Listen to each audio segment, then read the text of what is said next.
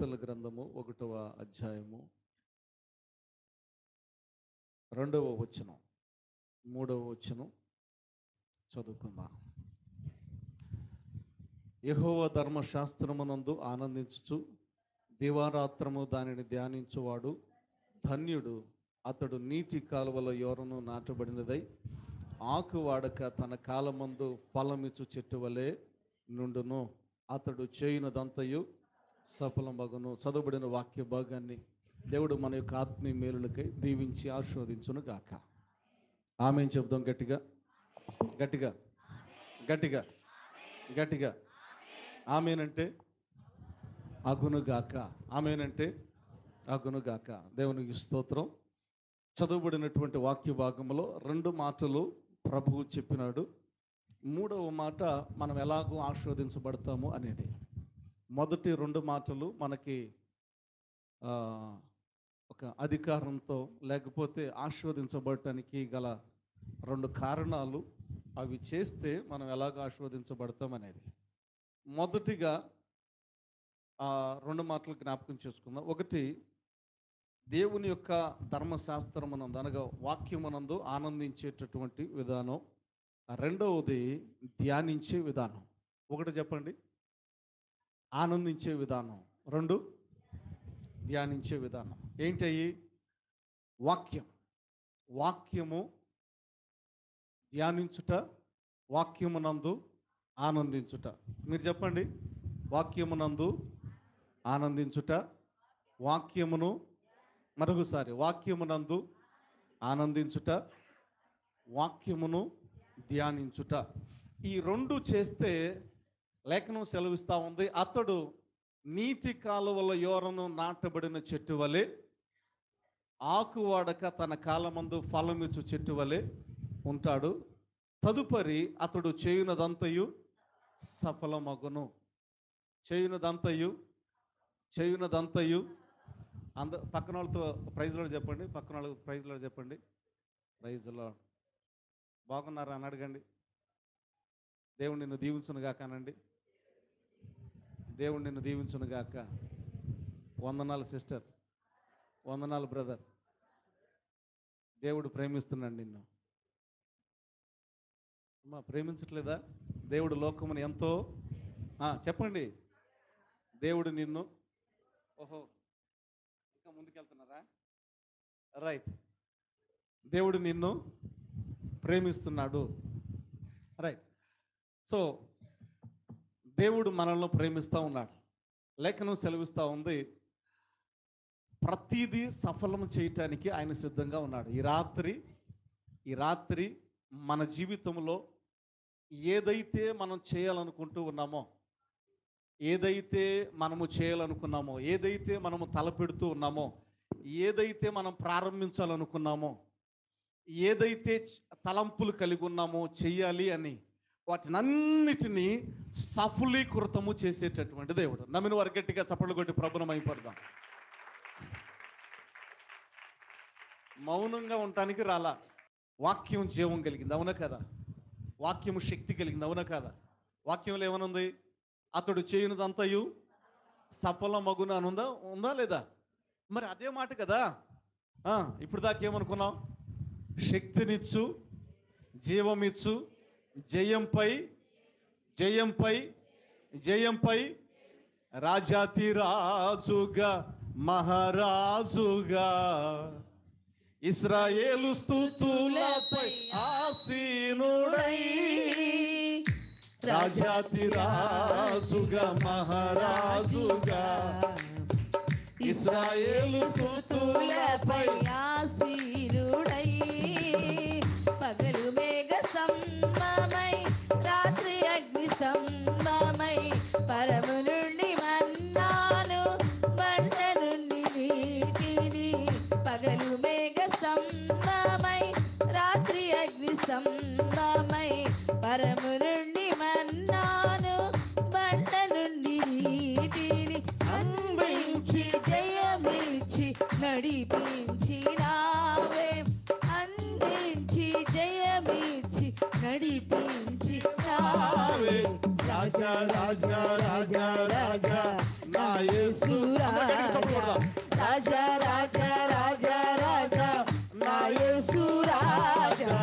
రాజా రాజా రాజా రాజా నా యేసు రాజా రాజా రాజా రాజా రాజా నా యేసు రాజా రాజా రాజా రాజా రాజా నా యేసు రాజా రాజా రాజా రాజా రాజా.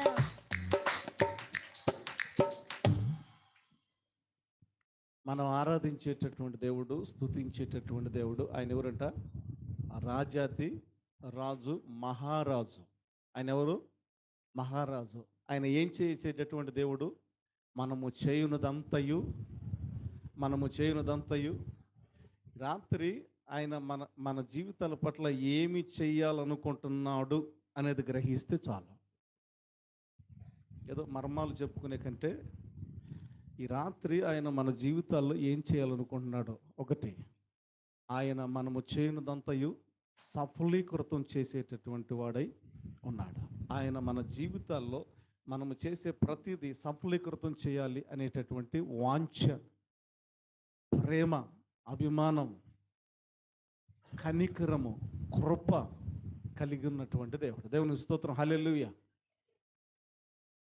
దానికంటే ముందుగా ఇంకొక మాట కూడా చెప్పాడు. ఎట్లా ఉంటామంటే మనం ఆకు వాడక తన కాలమందు ఫలమిచ్చు చెట్టు వలె. అది ఎక్కడ ఉంటుందంట? అలాంటి చెట్టు ఎక్కడ ఉంటుంది? నీటి కాలువల యోరను నాటబడినటువంటి చెట్టు ఆకు వాడక తన కాలమందు ఫలమిచ్చు చెట్టులాగా ఉంటుంది. ఎందుకంటే అది నీటి కాలువల యోరను అనగా దాని ప్రక్కనే నాటబడింది కాబట్టి, దానికి పుష్కలంగా నీరు అందింపబడేటటువంటి స్థలములో ఉన్నది కాబట్టి, అది సందర్భాన్ని బట్టి తన కాలమందు ఖచ్చితంగా ఫలం ఇచ్చేదిగా ఉంటుంది. ఖచ్చితంగా ఫలం ఇచ్చేదిగా ఉంటుంది. అలాగునే మన జీవితంలో కూడా మనకి ఏ కాలంలో ఏ ఫలమైతే అవసరమో అది దేవుడు మనకి అనుగ్రహించే దేవుడికి. నమ్మిన వారు గట్టిగా చప్పట్లు కొట్టి ప్రభువును మహిమపరుద్దాం.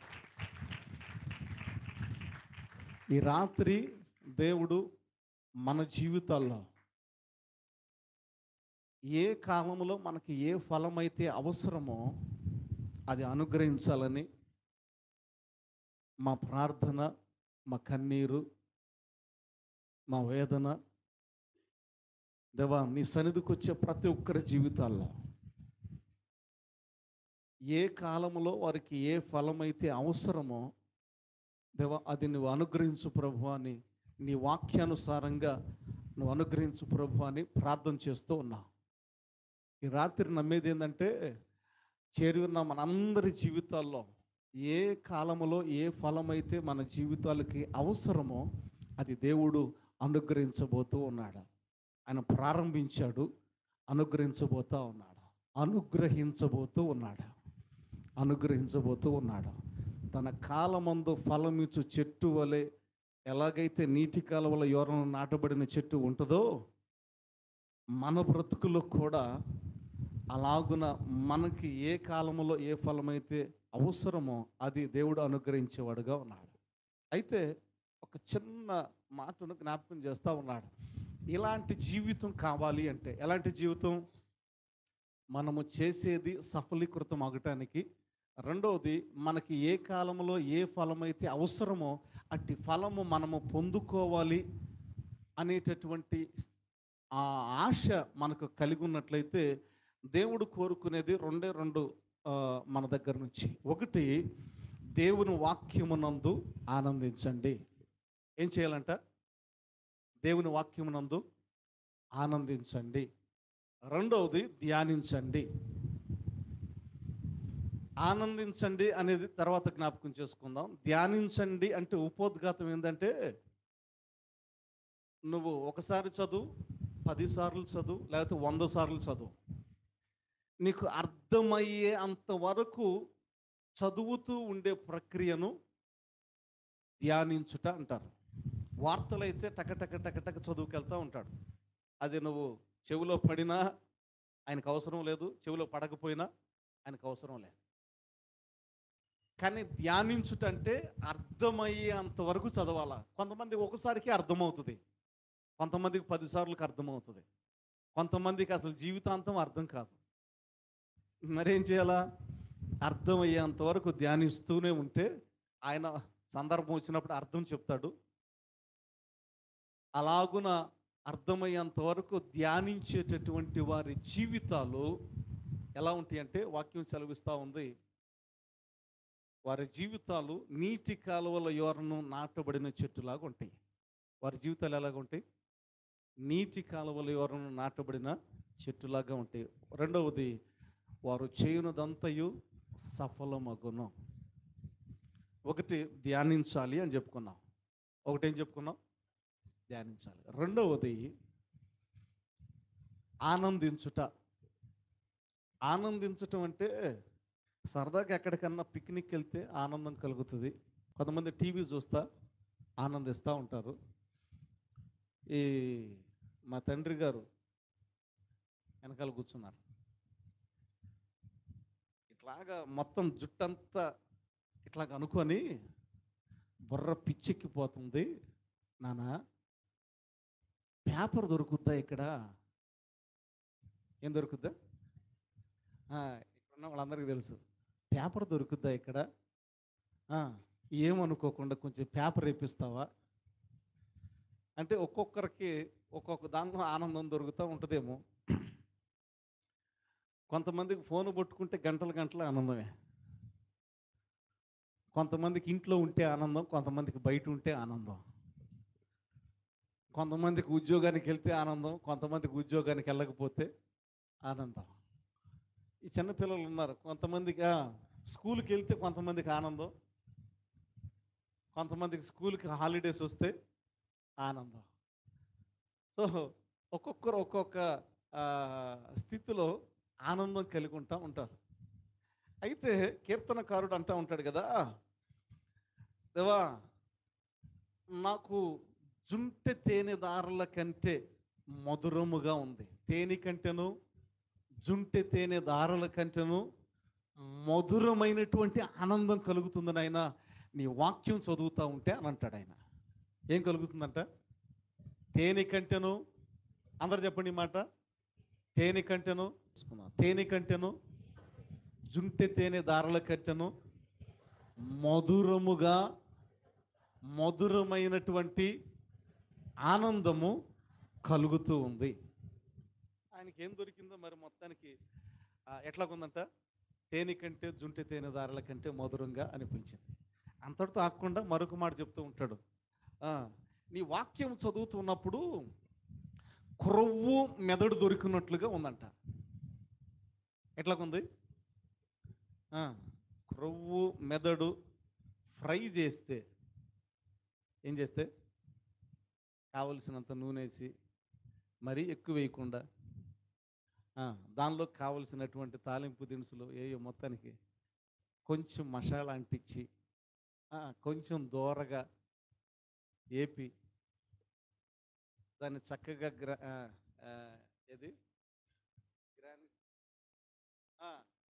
చేసి మంచిగా ఒక ప్లేట్లో తీసుకొచ్చి ఇస్తే కొంచెం తిని పెట్టండి సార్ అని అంటే నోట్లో లాలాజరం ఊరతా ఉంటుంది. ఉంది అందరికి ఉంది. కానీ ఈయనకి వాక్యం చదువుతుంటే అట్లా కనిపిస్తుందట. ఏం చదువుతుంటే అంటే దానికి ఒక కారణం నేను అనుకుంటాను. మరొక సందర్భంలో ఆయన ఒక మాట చెప్పారు. ఏమని చెప్పారంటే, దేవా నీ వాక్యము నేను చదువుతూ ఉన్నాను, నీ వాక్యం మీద ఆధారపడుతూ ఉన్నా, ఇలాంటి అనుభవంలో నీ వాక్యమే నన్ను బ్రతికించను, నా బాధలో ఇదే నాకు నెమ్మది కలిగించను అని చెప్తా ఉంటాడు. రిపీట్ చేద్దాం అన్నమాట. నీ వాక్యము నన్ను బ్రతికించను. అందరు చెప్పండి, నీ వాక్యము నన్ను బ్రతికించను, నా బాధలో ఇదే నాకు నెమ్మదిని కలిగించింది. సో వాక్యము నెమ్మది కలిగిస్తుంది. వాక్యము నువ్వు దుఃఖపడుతూ ఉంటే, కృంగిపోతూ ఉంటే ఆదరిస్తూ ఉంటుంది. వాక్యము నీవు కృంగినప్పుడు లేవనెత్తుతూ ఉంటుంది. వాక్యము నీవు దుఃఖంతో ఉన్నప్పుడు ధైర్యాన్ని, మనోధైర్యాన్ని ఇస్తుంది. నా యేసయ్య నాతో ఉన్నాడు అనే మనోధైర్యాన్ని ఇస్తుంది. వాక్యము ప్రతి సందర్భంలో మనకు ధైర్యాన్ని ఇవ్వటమే కాదు, కానీ కొన్నిసార్లు మన యొక్క అడుగులు కుడికి కానీ ఎడమకు కానీ పడినప్పుడు ఏయ్ జాగ్రత్త అని అంటూ ఉంటుంది. వాక్యము గద్దిస్తుంది, బుద్ధి చెబుతుంది, మేలు కలిగిస్తుంది, సంతోషాన్ని కలిగిస్తుంది, ధైర్యము కలిగిస్తుంది, పోషిస్తుంది. దేవునికి స్తోత్రం, హల్లెలూయా. మనుషుడు రొట్టె వలన మాత్రమే కాదు కానీ దేవుని నోట నుండి. ఒకసారి మూడు రోజులు ఉన్నారంట యేసయ్యతో. ఎన్ని రోజులు? 3 రోజులు ఆయన వాక్యం చెప్తూ ఉన్నాడు. చివరిలో ఆయన చెప్తూ మాట ఏంటంటే, అయినా ఇప్పటికి 3 రోజులు అయింది, ఏదన్నా కొంచెం వాళ్ళకి మీరే ఏదో ఒకటి పెట్టండి, లేకపోతే దారిలో మూర్ఛగిల్లి పడిపోతారేమో, కొంచెం మీరే ఏదో పెట్టండి నాయన అని అంటాడు. అంటే ఆ వాక్యం వినేటప్పుడు వారికి అర్థం కాల, ఆకలితో ఉన్నాను అనేది అర్థం కాల. వాక్యము శక్తి కలిగింది, వాక్యము జీవము కలిగింది. ఓచ చేయగలిగినటువంటి వానితో నీ చెయ్యి చాపు అన్నాడు. ఏమన్నాడు? నీ చెయ్యి అప్పుడు దాకా ఎలాగుంది? నిర్జీవమైనదిగా ఉంది అనండి. నిర్జీవమైనదిగా ఉంది అనండి. అందరూ అనండి, అందరూ అనండి. ఏంటది? ఆయన చెయ్యి నిర్జీవమైనదిగా ఉంది. ఇట్లా లేపుతున్నాడు. ఇట్లా లేపాలంటే ఏం చేయాలా? ఈ రెండో చెయ్యి సపోర్ట్ చేయాలా. ఇది వదిలేసాడు అనుకో, మరలా ఇది పడిపోతూ ఉంటుంది. మరలా లేపాలంటే ఇది ఇట్లా ఇట్లా పట్టుకొని లేపాలి. మరలా ఇది వదిలేస్తే ఇలా పడిపోతూ ఉంటుంది. వాక్యం సెలవిస్తూ ఉంది, యేసయ్య తన యొక్క నోరు తెరచి తన నోటితో ఒక వాక్కు పలికాడు. ఏంటంటే నీ చెయ్యి చాపు అని అన్నాడు. అప్పటిదాకా నిర్జీవముగా ఉన్నటువంటి చెయ్యి ఎప్పుడైతే యేసయ్య నోటు నుంచి ఆ వాక్కు అనగా జీవము కలిగినటువంటి, శక్తి కలిగినటువంటి వాక్కు ఎప్పుడైతే బయటకు వచ్చిందో, నిర్జీవమైనటువంటి ఆ నరములు, జీవము లేనటువంటి నరములు స్పర్శించటం, ఆ యొక్క రక్త ప్రసరణ జరగటం ప్రారంభించింది. ఎప్పుడైతే దేవుని యొక్క నోటిలో నుంచి అనగా యేసయ్య నోటిలో నుంచి వాక్కు బయలుదేరిందో, నిర్జీవమైనటువంటిది జీవముగా మలచబడింది.